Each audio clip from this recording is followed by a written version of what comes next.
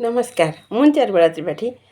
ଆଜି ସେଇ ଝିଅମାନଙ୍କୁ କହିବି ଯେଉଁ ଝିଅମାନେ ମ୍ୟାରେଜ୍ କରିସାରିବା ପରେ ଶାଶୁ ଶ୍ୱଶୁରଙ୍କର ନିନ୍ଦାଗାନ କରିବାକୁ ତିଳେ ମାତ୍ର ତାଙ୍କର ଜିଭ ଲାଗେନି। ସେଇମାନଙ୍କୁ କହିବି, ଆଚ୍ଛା ଯେତେବେଳେ ଭଲ ପାଉଛ, ଯେତେବେଳେ ବାହା ହେଉଛ, ଆରେଞ୍ଜ ହେଉ ଲଭ୍ ମ୍ୟାରେଜ୍ ହେଉ ଯାହା ବି ହେଉ, ତୁମେ କାହିଁକି ବାପା ମାଆ ତା'ର କିଏ ସେ କେଉଁ ଘରୁ ବିଲଙ୍ଗ କରୁଛି, ତା'ର ବାପା ଚାକିରି କରିଥିଲା କି ନାହିଁ, ତା'ର ଘର ଅଛି କି ନାହିଁ, ଏଗୁଡ଼ା କାହିଁକି ଖୋଜୁଛ? ଯଦି ଏତେ ଖରାପ ଲାଗୁଛି, ସେ ବାପା ମାଆ ଗୁଡ଼ାକ ଏତେ ଖରାପ ଲାଗୁଛନ୍ତି, ତୁମେ ଅନାଥ ଆଶ୍ରମରୁ ଯାଇକିରି ଗୋଟେ ପୁଅକୁ ବାହା ହୁଅନ୍ତନି?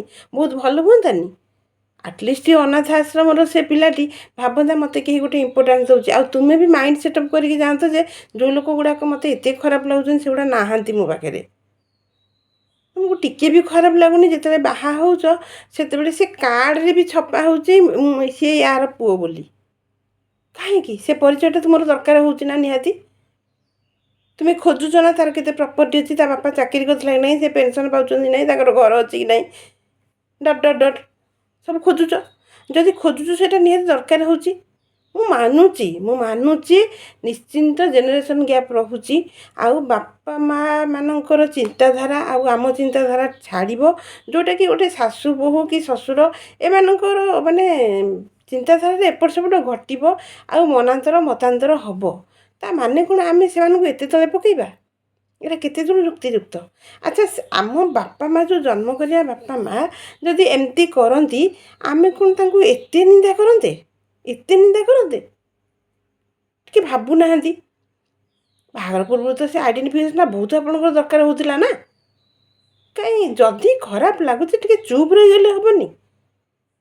ହାତ ଉଠଉଛ, ବାଡ଼ଉଛ, ଏତେ ଅଭାଷା ୟୁଜ୍ କରୁଛ, ସେମାନଙ୍କ ବିଷୟରେ ଏତେ ଅପଶବ୍ଦ ୟୁଜ୍ କରୁଛ।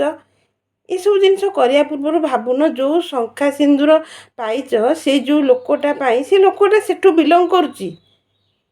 ତାକୁ ସେଇ ପାଣି ଟିକେ ହଉ ପଛେ ସେମାନେ ଦେଇକିରି ବଢ଼େଇଛନ୍ତି। ଆଉ ଯେତେବେଳେ ତୁମେ ଆସିଯାଉଛ, ସେ ଖାଇବାକୁ ଦେଲେନି ଆଲିଗେସନ୍ଟା ଆଗ ସେ ଭାଇକୁ ଦେଇଦେଲା, ଏ ଭଉଣୀକୁ ଦେଇଦେଲା, ୟାକୁ ଦେଇଦେଲା, ମୋ ସ୍ୱାମୀକୁ ଦେଲାନି। କିନ୍ତୁ ତୁମ ସ୍ୱାମୀ କେଉଁଠୁ ଆଇଲା? ସେଇ ବା ସେ ଯେଉଁ କହୁନ କି ଯେଉଁ ଦେଇନି, ସେଇ ଦେଇନିରେ ସେ ଏତିକି ବଡ଼ କରିଛି ତାକୁ। ଆଉ ତୁମେ ତା ପାଇଁ ଆସିବା ପାଇଁ ତା ଲାଇଫ୍କୁ ଉପଯୁକ୍ତ ହେଇଛ। ସେ ମଣିଷଟା ଯଦି ଉପଯୁକ୍ତ ହେଇନଥାନ୍ତା, ଆଉ ସିଏ ଆଜି ତୁମେ ତା ପାଖକୁ ଆସି ହିଁ ନଥାନ୍ତ, ତୁମେ ଆଜି କ୍ରେଡ଼ିଟ୍ ନେଉନଥାନ୍ତ।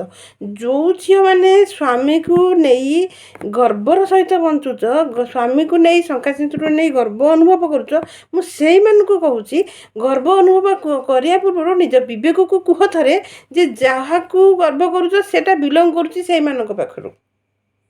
ସେଇ ବାପା ମାଆ, ସେଇ ଶାଶୁ ଶ୍ୱଶୁରମାନେ ହିଁ ତାକୁ ସୃଷ୍ଟି କରିଛନ୍ତି। ସେତିକି ତ ପାଇଛ ନା, ଆଉ କିଛି ପାଇବା ଦରକାର ନାହିଁ। ଯେଉଁଟାକୁ ନେଇ ଖୁସି ହେଉଛ ସେଇଟା ତ ପାଇଛ ନା, ସେତିକି ଟିକେ ତ ମାନବିକତା ରଖ। ଟିକେ ଆମେ ରେସପେକ୍ଟ ଦେଇପାରିବାନି, ଠିକ୍ ଅଛି, ଅପମାନିତ ବି କରିବା, ସେଇଟା ଟିକେ ବନ୍ଦ କର।